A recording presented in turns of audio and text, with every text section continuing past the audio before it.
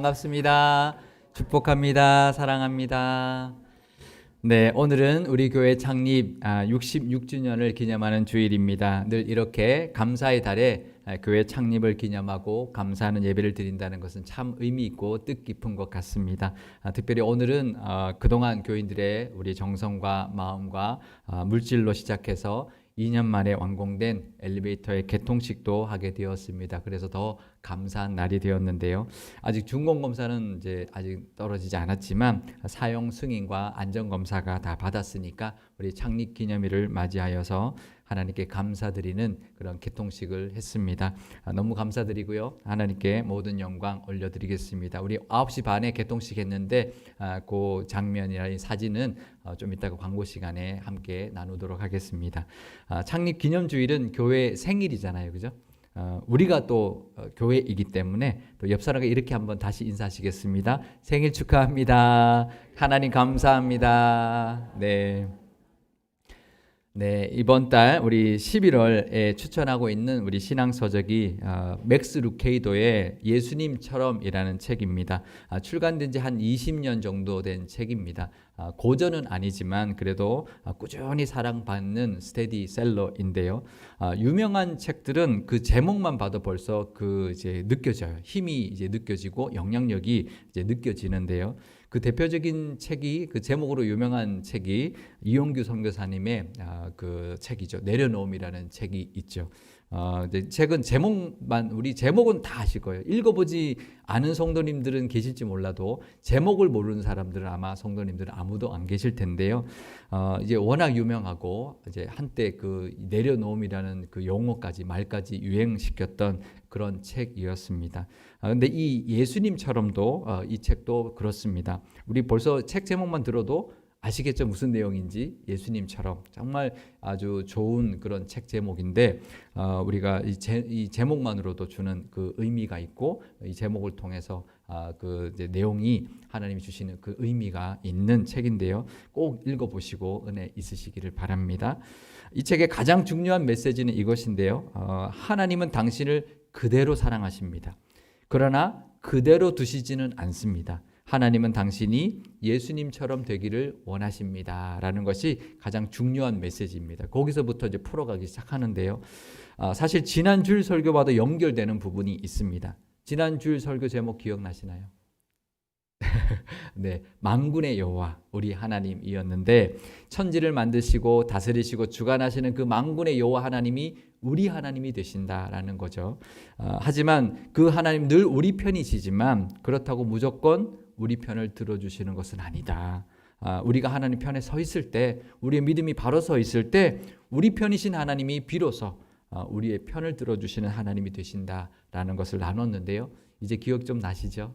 네. 그런데 이것과 아주 비슷합니다. 하나님 우리를 너무나 사랑하시죠. 그래서 독생자를 이 땅에 보내주실 정도로 사랑하셨고 그 예수님을 십자가에 못 박기까지 하시면서 그 사랑을 확증해 주셨습니다. 그런데요, 그렇다고 해서 죄인된 우리를 그렇게 사랑해 주셨는데 그렇다고 해서 우리의 모습이 죄된 모습 그대로 있기를 원하지는 않는다라는 거예요. 죄인을 사랑하시지만 죄인된 모습 그대로 있는 것을 바라지는 않는다라는 것이죠. 그러면 하나님께서 바라시는 것이 무엇일까요? 그것은 우리의 모습이 변해가는 것입니다. 예수님처럼 예수님을 닮아가며 성화돼 가는 것을 원하십니다. 우리는 예수님을 믿고 거듭났습니다. 그죠? 거듭났다라는 것은 다시 태어난 것입니다. 다시 태어났으면 이제 악이죠. 영적인 악입니다. 그러면 자라가야 정상인데요. 에베소서 4장 13절에서 15절 말씀을 제가 읽어드리겠습니다. 우리가 다 하나님의 아들을 믿는 것과 아는 일에 하나가 되어 온전한 사람을 이루어 그리스도의 장성한 분량이 충만한 데까지 이르리니 이는 우리가 이제부터 어린아이가 되지 아니하여 사람의 속임수와 간사한 유혹에 빠져 온갖 교훈의 풍조에 밀려 요동하지 않게 하려 함이라. 오직 사랑 안에서 참된 것을 하여 범사에 그에게까지 자랄지라. 그는 머리니 곧 그리스도라. 아멘. 그러니까 우리가 하나님의 자녀가 되었으면 영적인 어린아이로 머물러 있으면 안 된다라는 거죠. 영적으로 성장해 가야 된다라는 것인데요. 그 닮아가는 대상, 성장해 가는 그 기준이 되고 닮아가는 대상이 되는 분이 바로 예수님이라는 것이고요. 그 예수님의 그 장성한 분량까지 우리가 자라가야 한다라는 것이죠. 그러니까 끝이 없습니다. 우리가 예수님처럼 완전해질 수 없기 때문에 죽을 때까지 그 우리가 가야 되는 그 성화의 길은 끝이 없는데요. 예수님처럼 살려고 조금씩 한 발 한 발 나아가면서 변화되어 가야 될 줄 믿습니다. 그것이 바로 하나님이 우리에게 바라시는 것인데요. 우리에게 하나님 바라시는 것을 다른 말로 하면 이렇게 말할 수 있습니다. 그리스도 예수 안에서 우리를 향하신 하나님의 뜻이다라고 말할 수가 있는 것이죠. 예수님을 닮아라, 예수님처럼 살라라고 하면 그럼 그것이 어떻게 사는 걸까라고 생각이 들 겁니다.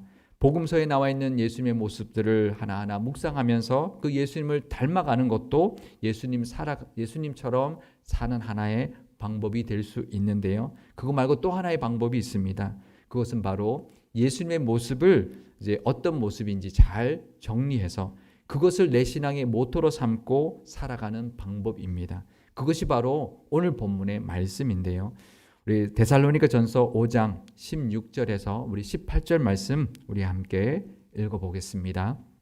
항상 기뻐하라, 쉬지 말고 기도하라, 범사에 감사하라. 이것이 그리스도 예수 안에서 너희를 향하신 하나님의 뜻이니라. 아멘.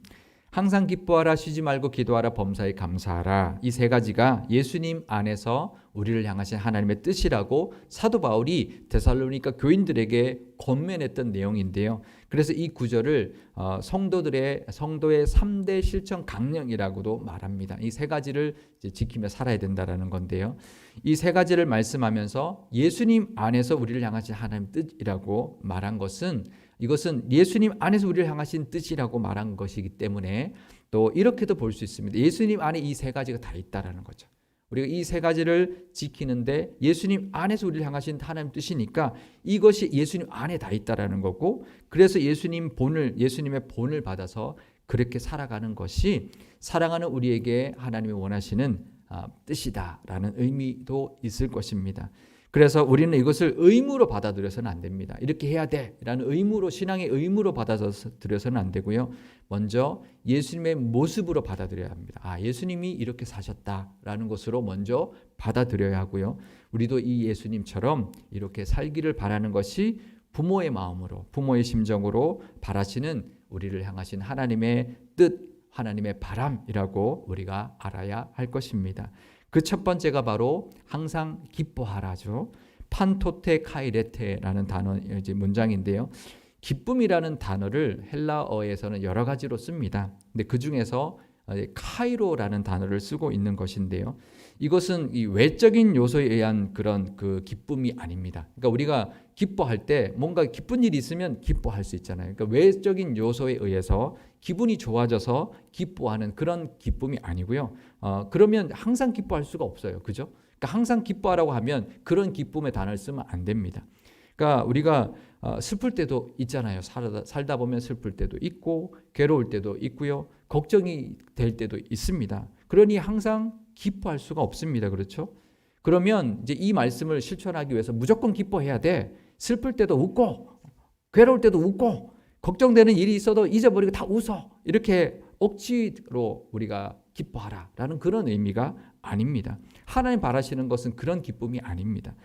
이 기쁨은 외적인 요소에 의한 기쁨이 아니고요. 내면에서부터 솟아나는, 내면에서부터 우러나오는, 그러니까 외적인 어떤 기쁨이 아닌 내면에서 우러나오는 기쁨이라는 거죠.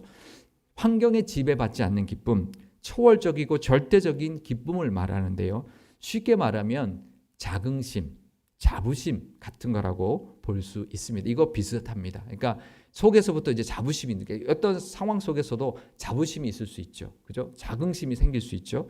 그러니까 하나님의 자녀가 우리가 되었으니, 만군의 여호와 하나님의 자녀로서 우리는 그 자녀가 되었으니 그 신분의 변화, 또 그 정체성으로부터 나오는 기쁨을 말하는 것이죠. 그러니까 아무리 힘들어도 만군의 여호와 하나님이 우리 하나님이시다. 그러니 와봐라. 뭐 이 세상에 어떤 것이 와도 그래, 나 하나님의 자녀다라는 그 기쁨으로 말미암아 솟아나는 기쁨이 오히려 외적인 요소들을 밀어낼 수 있고 우리의 그 기쁨과 우리의 그 모습을 우리 계속 잃지 않고 가질 수가 있다라는 거죠. 그래서 이것을 다시 정리하면 이렇게 말할 수 있습니다. 외적인 요소에 의해서 지배받는 그런 기분에 좌우되는 기쁨이 아니라 내적인 힘으로 외적인 요소를 오히려 다스리며 살 수 있는 그런 내면의 기쁨을 뜻하는 것입니다. 만군의 여호와 하나님이 우리 하나님이시니 내 편이시니 그 믿음으로 모든 것을 이기고 기뻐하며 살아갈 수 있다라는 것이죠. 그리고 그 모습이 예수님이 이 땅에서 살면서 보여주셨던 모습이었습니다. 예수님 모습 보시면요, 그 어떤 상황 속에도 어떤 바리새인들의 어떤 모습과 정말 죽기 직전의 그 십자가 앞에서도 예수님은 그 기쁨, 하나님의 자녀로서의 그 기쁨을 잃지 않았습니다. 우리도 이 땅에 살아가야 할 우리의 모습이기도 한 것이죠. 부모가 자녀들에게 바라는 것이 있죠. 가장 바라는 게 뭘까요? 좋은 대학 가고 뭐 의사가 되거나 뭐 법관이 되거나 그런 게 부모가 가장 바라는 것일까요? 그거 이전에 정말 바라는 게 있습니다. 무엇이 되든지 간에 가장 기쁘고 행복하게 사는 것입니다. 그래서 좋은 대학도 가기를 바라고 좋은 직장도 얻기를 바라는 것이죠. 그래서 부모가 가장 바라는 것 기쁘게 행복하게 사는 것일 겁니다. 그러니 우리 아버지 되시는 하나님의 뜻도 마찬가지입니다. 만군의 하나님 여호와 하나님이 바로 우리 하나님이시니 우리가 항상 기뻐하며 살 수 있다라는 거죠. 그게 하나님의 뜻이고 우리도 그 하나님의 그 자녀로서 하나님의 그 능력에 하나님이 우리와 함께 하시니 우리가 항상 기뻐하며 사실 수 있기를 바랍니다. 두 번째는요, 쉬지 말고 기도하라라고 했습니다.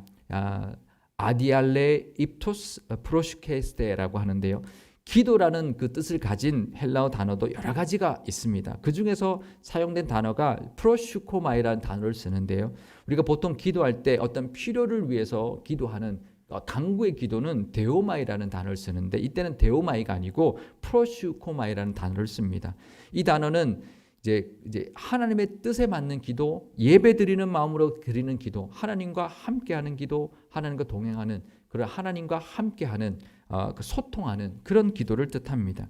그래서 하나님과 늘 소통하면서 끊임없이 교제하면서 드리는 기도, 하나님과 동행하면서 하나님 안에 거하면서 드리는 그런 소통의 의미의 기도입니다. 그러니 쉬지 않고 기도할 수 있죠. 우리가 기도할 때 우리가 기도 시간에 드리는 손을 모아서 무릎 꿇고 기도하는 기도는 쉬지 않고 할 수가 없습니다. 그러면 뭐 밥도 안 먹어야 되고 잠도 안 자야 되니까 그게 아니고요. 이렇게 쉬지 않고 기도할 수 있다라는 건 늘 하나님 안에 거하면서 하나님과 동행하면서 하나님과 교통할 때 가능한 것이고요. 하나님과 교제하며 소통할 때 하나님 안에 거할 때 가능한 것이죠.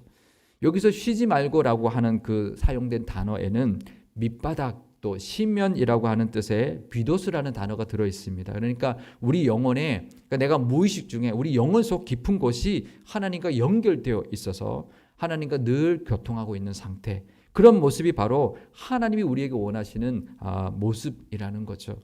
부모가 자녀에게 바라는 것이 또 하나 있습니다. 정말 가장 기쁘고 행복하게 사는 것뿐만 아니라 또 관계에 있어서 우리 자녀와 부모 간의 관계에 있어서 바라는 게 있는데요. 그것은 바로 정말 다 숨김없이 다 이렇게 나눌 수 있는 말해줄 수 있는 관계일 것입니다.